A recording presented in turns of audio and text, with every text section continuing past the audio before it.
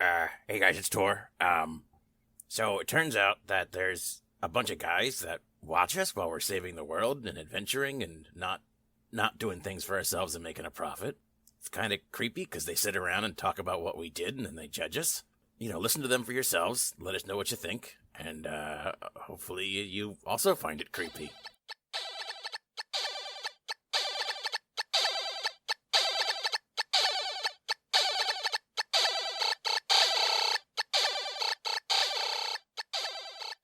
All right, so the Grick Death Tunnel went actually surprisingly like I planned. That rarely pans out for me. You expected us to actually have to fight it at the end, too? Yeah, that was all part of the plan. That was just a weakening. Okay. Yeah, the whole point was I put a monster that was too powerful for your group in there on purpose, but gave you those series of traps to sort of weaken it along the way. And I kept going back and forth with my tweaking on these because I wasn't sure if he was going to have no chance surviving the tunnel or if he'd come out so powerful that you'd all be completely screwed. Right. And it worked out exactly where I wanted to. I wanted you guys to be very we were fearful of this. Yeah, it was scary. Yeah. Which was part of I felt fine. How big was this thing? I don't know that it's as big as your mom. It's is. huge. She's a wizard king. Oh, yeah. Yeah, I don't think it actually describes the exact size of this thing, but it's large. Okay, because, In charge. Yeah. But yeah, they're giant monstrous things that just burrow through the ground. So I thought it'd be fun for various aspects. Oh, yeah, that was fun. Wish I knew about the burrowing thing before I set up the cloud of daggers and the arms of Vadar. Literally how he came out and met you guys is he burrowed out of the debris. I like to imagine that Court and Rath are just like, nuts. On the plus side, it did save you because he came after me. So. That's true. I did work on my way of killing it, but I'll save that in case we come up against anything else like it. Whenever that creature comes up again. Yeah. Don't worry. You'll see plenty of large serpentine creatures. Yeah. Great. And I was thinking of things that rhyme with Grick for my vicious mockery. So, what was the I couldn't think of anything. Shtick. With the goblin? Like the Pick clean? Yeah. The Grick had been eating them. But why were all the goblins there? Well, actually, it's just a rule of D&D that if a dungeon gets left uninhabited, monsters naturally are drawn to it. It's actually part of their world. That's why dungeons always have monsters. Yeah. They're naturally just drawn to empty dungeons. I have a problem with that, though. It was clearly inhabited by the Grick. Well, we don't know which came first, the Grick or the true. egg. The Grick or the egg? The Grick through all the doors, and then where was it burrowed that it popped through the wall? It was in the dungeon at some point. Yeah, it's just... So what did it, it went through where your bedroom or your office was, and then that caved in behind it, and it kind of did okay. Yeah, so I'm going to have some great cleanup to do, apparently. I don't think you have a dungeon anymore, buddy. Yeah. Most of that's probably destroyed. I mean, the worst thing is that waiver is gone, so, I mean... We can't prove to Alfonso or whatever his name is. Alfonso. Yeah, you had the place insured, though, right? You can get true. you can collect on the insurance on that one, I'm though. just going to have to hope you guys back me up when I lie to this guy profusely. I've been backing all of your lies so far. I appreciate it. Durand Sometimes Slayer. backing him a little too much. Well, yeah, about the Durand Slayer thing. I found it hilarious because you went around about getting to closer and closer to it, and I was waiting for Ben or Rath to be like, "Shut up!" and it just happened. But again, he's standing on the corpse of one of them. It's that wouldn't have probably. No, it wouldn't have helped at all. Let's say he would have, if you hadn't done that, he would have questioned with a lot of disbelief. Yeah. That was the only reason he just let go of the arrow. So I will say there was still a 90% chance he was going to let go of that arrow, but it did destroy that 10% chance of talking him down. Right. So here's the next question, and I appreciate you, Mike, bringing it back to nonviolent options, because obviously we needed that. If we had fought him, would the Grek have popped out in the middle of it? If you had... Okay. So how I had this kind of planned is if you triggered the trap, that was going to piss the Grick out. And piss him out. Piss him off. Yeah. No, it's a new thing. Yeah, piss him out. It's worse than getting pissed All off. the kids are doing it now. Yeah. It was going to piss him off, and he was immediately going to follow. So that way he was going to come out. If you had just fought Alano, he just would have come out afterwards. Gotcha. Because that would have been pretty bad, two of them at the same time. Yeah. What if Alano had just blown the horn, and we left him? Then the horn would have actually pissed off the Grick, and it would have come out. These things are angry. Yeah. They're angry.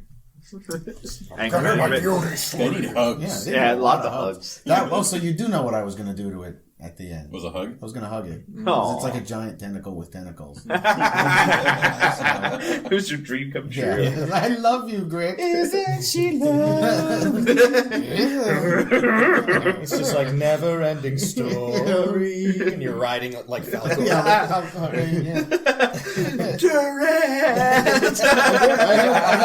I have animal handling. I'm assuming a Grick is not considered an animal. No.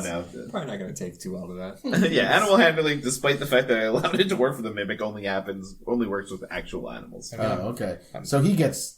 Yeah, Mike gets a special pet. Okay. Obviously. No, it makes sense. He is the emperor. Yeah, exactly. You know. Even though that happened before he was the emperor. We all knew how that was. I gave you a portable hole. Be quiet. No, yeah, that thing is so fucking useful. I've been able to use it every time I've been trying to. I wanted to use it. I know that everybody thought that Tor had that in the bag, but it really was super close between him and Blag at the end. Like, it was super close. Hey, like the Emperor race. No, This that's time what I it's meant. a die. That's what I was talking about. Oh, I thought you were talking about the who's gonna die first. It happens even when we're not recording for episodes. We are recording. Sometimes your character comes into you as a person and stays there. I like how we act like I'm the only one who does it.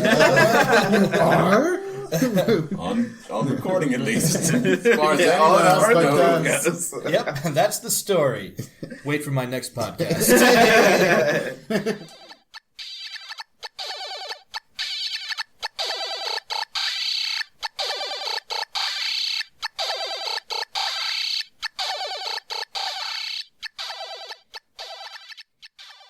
So, as with most of the behind the DM screens, I'm going to start with I hate you guys.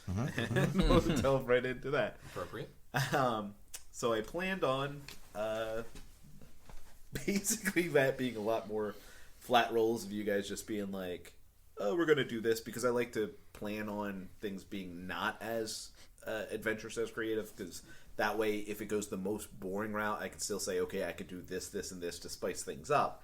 And you guys completely went off the rails with that, which was great, far more entertaining, but left me running around trying to come up with like resolutions and stuff. I know what you mean. I went down to write a song, and then I come back, and they're like, "We're gonna poison everything." Which verse is that in? The poisoning refrain. The whole song. Obviously, I wasn't expecting the eternal money-making scheme of Tor there. I can't imagine why. Hey, there's one thing you can count on. If Mike figures out a way to bust the game, he's going to roll a 20 on that. And his dice are gonna accommodate. Yeah, Oh yeah, I can't roll to hit anything. I can't kill anything. But man, if I got a dumb idea, it's solid. Good thing you used your cheating dice for that one. Shut up. You can't see my die. only one I just side. yell numbers out. The Oh yeah, secret the is amount of ones I actually roll. You've gotten really good at inserting that dice rolling sound effect in. Thank you. I've been practicing it. Well, no, No, Do that again. yeah, this is a different podcast altogether. kitten time with Mike. But as always, you guys found a couple loopholes. Like, I didn't think about just sending Beaker up to fix the flag, and that was actually the easiest task anyway. Yeah, I mean, we would have just climbed the pole. Yeah. Yeah. Basically. Yeah, if we really wanted to make it Yeah. challenging, we could have had him confront his fear of heights and made him a better person. We just went the easy We route. were just like, we'll just make the flying thing do it. We're not moral. We could have greased the pole. Yeah, Make it more challenging. that's true. For him or us? For Beaker. I'm glad that we got Lucky Lindsay. Lucky though, I think that one worked out pretty Yeah. naturally, actually. Yeah, that Yeah. worked. So That was, again, I planned on a flat persuasion roll of trying to convince people, so oh, much it didn't even happier. occur to And me. we got creative with Yeah, it. much. It's always better. I'm glad you guys do. I'm not knocking you for that. I just always I have to plan for, okay, here's the basic D&D rule way out of this. But, I always hope you guys come up with a more creative solution, and you did for everything. And now she's got a casino named after her. Yeah, Lucky And Lindsay then Casino. that's Like, just that's gonna a spread. perfect Casino name. magnate. Yeah, Very good PR. good. Yeah. Yeah. So they're opening a Lucky Lindsay's. Yeah, every town we go to now is going to have a Lucky Lindsay's opening. We get the disc. You walk in, it's like, oh, that's here's my sweet. franchise now. I get a piece Lucky of it. Lindsay- Yeah, every Lucky Lindsay's. Or get some money. Copyright. Just saying. TM. We're just in the See, very, very circle. small So I have to go breaks. back to Lichtown and Litchville? We don't know what anything's called. Your kingdom? Lynchburg. Whatever. They just send me money too. They don't send you You know, money. the only named place in our world, the Litchstone Litchstone Kingdom. Empire. That was it. I think you need to rename it though, since you're the emperor. I'm gonna name it Lucky Lindsay headquarters. Apparently, Lucky Lichstone Lindsay. Not to your emperor, sir. You got what, 4 or 5 days left? he's not. Yeah, that guy was hanging on by a thread. Yeah, can we just start feeding some of those poison rats? Plus, yeah, I mean, with our poisoning, yeah. That could be one of the signature dishes. Yeah. Yeah. they offer. Poison rat. The Poison rat. It's exotic. Neither one We of those use things just- sounds appetizing. Just enough to poison the rat, not the entree. Yeah. Poison berry rat. Did you mean boysenberry? Sure. That's the worst cereal box coverage. Just a dead rat and a bowl of tricks. So basically, what we did on this cruise ship was poison everyone.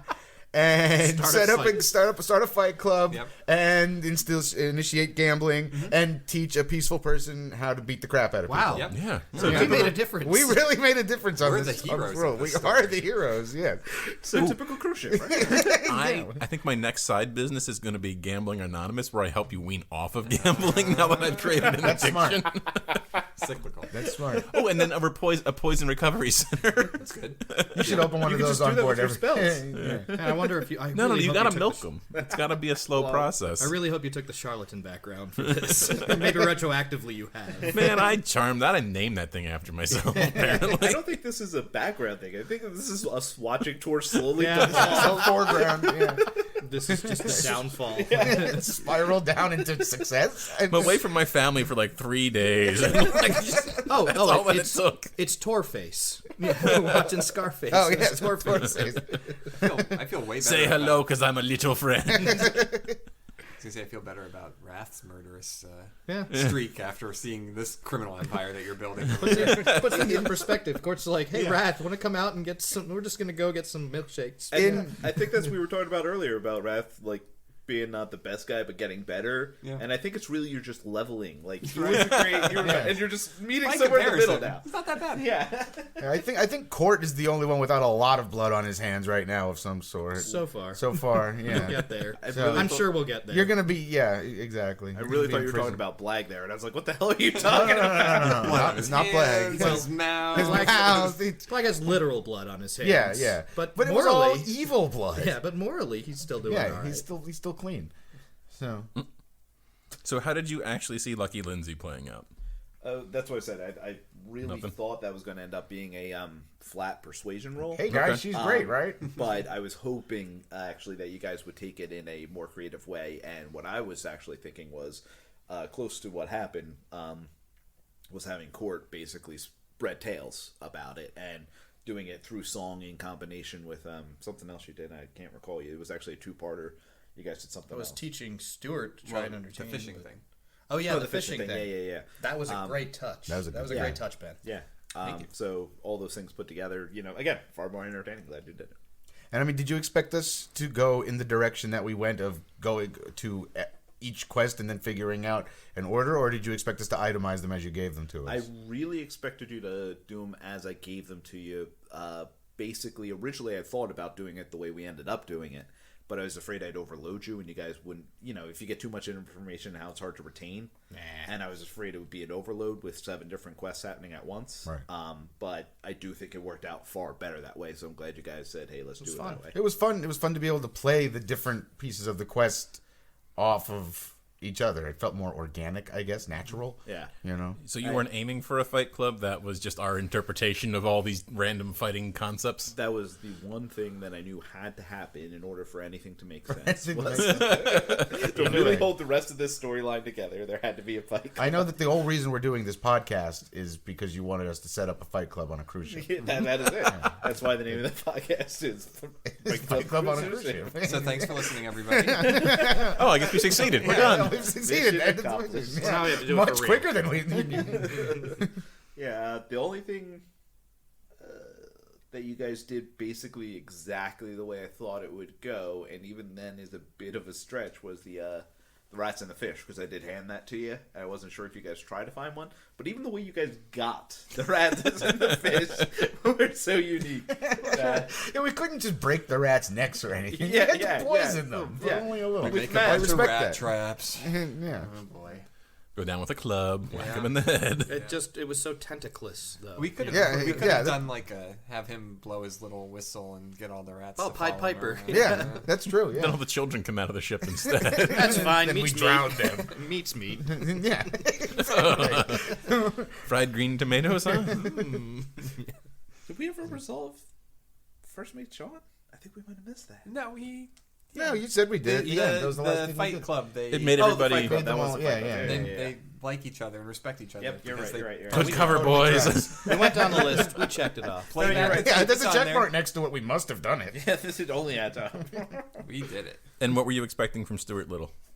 That again, that was probably my most open one because I was expecting you guys to actually take the will do the entertaining route, and so I could see that going in so many different ways that I thought that I wasn't worried about that one, whether it was Blag doing monk feats or the spellcasters casting spells. Didn't even To occur to delight me. people. No.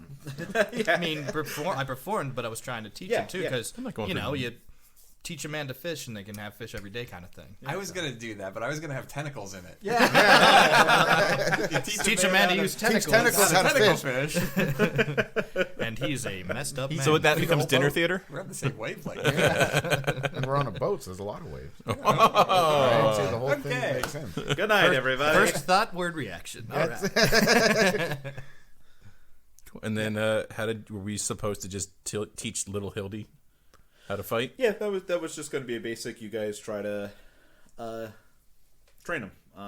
Basic Constitution roll type scenario, which I guess is actually kind of how that ended up going. Except you ended up having me head guard do it, which again, a better flavor there than just having. Because he also got to spar one of us. Yeah. And I got to do something. Yeah. Does it involve hitting? It's not my time to shine. All right. Yeah, well, Cool. And that was Cha-cha-cha. behind the screen. Cool. That was fun.